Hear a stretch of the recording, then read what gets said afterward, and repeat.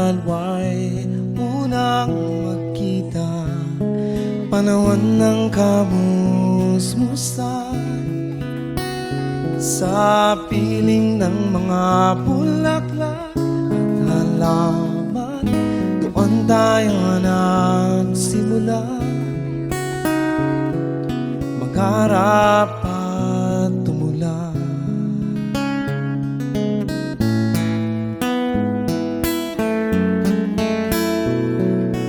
Natatandaan mo ba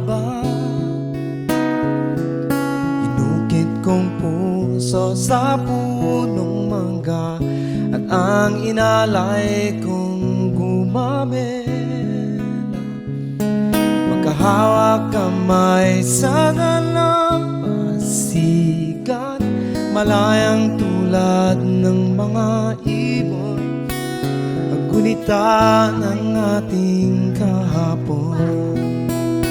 Ang mga puno at halaman ay kabiyak ng ating gunita, sa paglipas ng panahon. Bakit kailangan din umisan? Panahon pagkakataon, may babalik bang kahapon?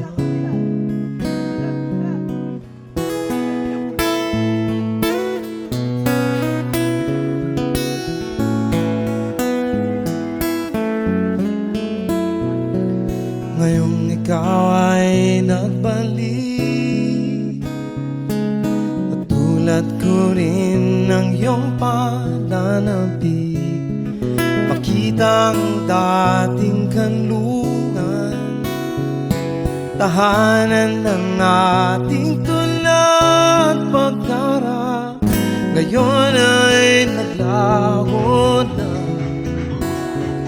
Saan hahanapin pa? Lumilipas ang panahon, kabiyak ng ating gunita, ang mga puno at halaman. Bakit kailangan umisan? Lumilipas ang panahon, kabiyak ng ating gunita, ang mga puno at halaman. Bakit kailangan umisan? Panahon magkakataon, may babalik bang kahapon?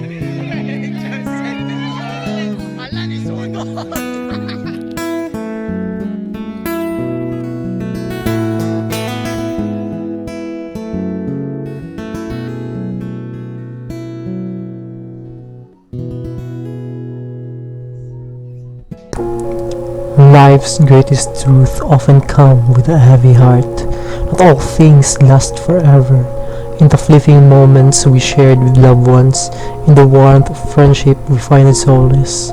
Let us cherish every laugh, every tear, for they are threads that weave the tapestry of our lives. And to those who have left us, may they rest in peace, their memories etched in the fabric of our souls, a reminder to cherish each moment as if it were our last.